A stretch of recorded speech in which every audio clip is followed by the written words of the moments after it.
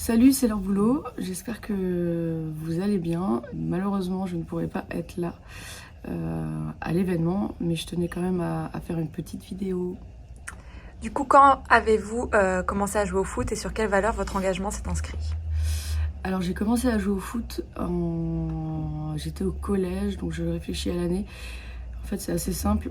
C'était juste après 1998, date très spéciale pour beaucoup de Français avec la Coupe du Monde. Donc, on vient d'être champion du monde avec les garçons, avec Zizou, etc. Et je sais pas, j'ai adoré l'ambiance qu'il y a eu en France, etc.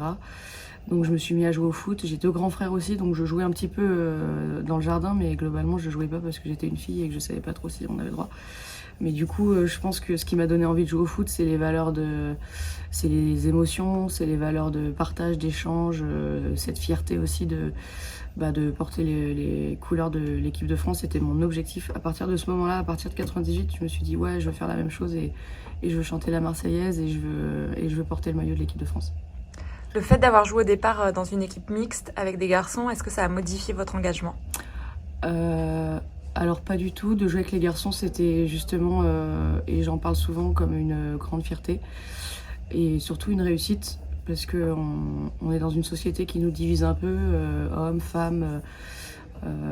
Alors oui, tout n'est pas parfait, mais pour le coup, il y a aussi des réussites dans la mixité, et en tout cas ce que j'ai vécu quand j'étais jeune, ça a été une réussite parce que j'ai été très bien intégrée avec les garçons. Après j'ai dû prouver ma compétence, mais comme n'importe qui, comme un garçon, comme une fille, pour m'intégrer dans l'équipe. Mais une fois que j'étais intégrée, j'ai jamais senti que le fait d'être une fille était un frein. Au contraire, comme je jouais plutôt bien, ils étaient plutôt contents de m'avoir dans l'équipe. Et comme j'étais la seule fille, j'étais un peu la chouchoute, quoi. Quand on en devient joueuse professionnelle, est-ce que les valeurs elles changent et est-ce qu'il y en a d'autres qui s'ajoutent? Euh, non, pas spécialement. Je pense que quand on devient professionnel,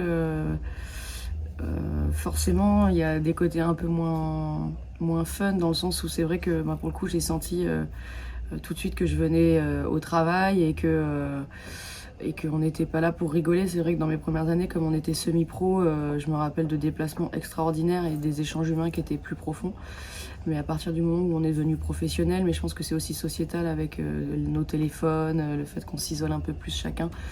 Ouais, on voit bien maintenant dans un vestiaire, le trois quarts des images que je vois les joueurs sur leur téléphone et pas forcément en train de fêter une victoire, etc.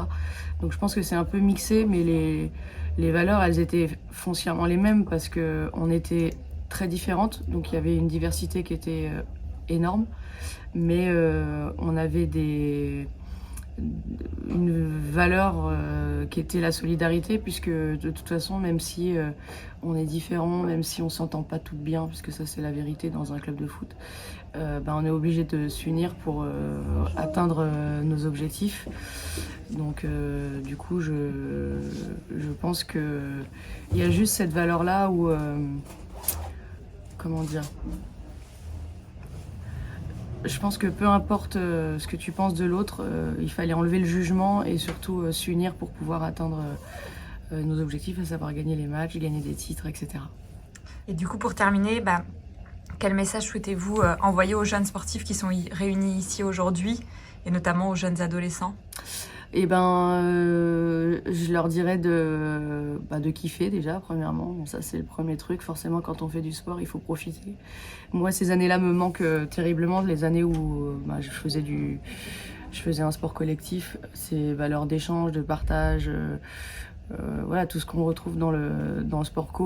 Moi, j'aimerais leur dire de s'accrocher aussi à leurs objectifs, de travailler. J'ai tendance à me reposer toujours sur une base de travail pour pouvoir être sûr d'atteindre mes objectifs. Et au pire, si je les atteins pas, je me dis que j'aurais tout donné. Donc bosser,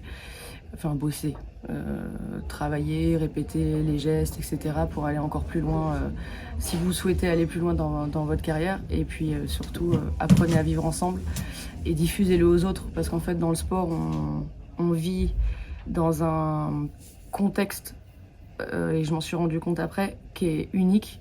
C'est de réussir à réunir des gens complètement différents, d'origines différentes, de religions différentes, et ça se passe très bien. Et je pense que cette valeur du sport, c'est la plus belle, c'est c'est vraiment la valeur du sport universel.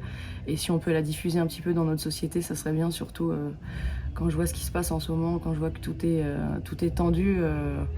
J'ai envie de donner des valeurs positives et celle du sport, elle est géniale, quoi. Merci.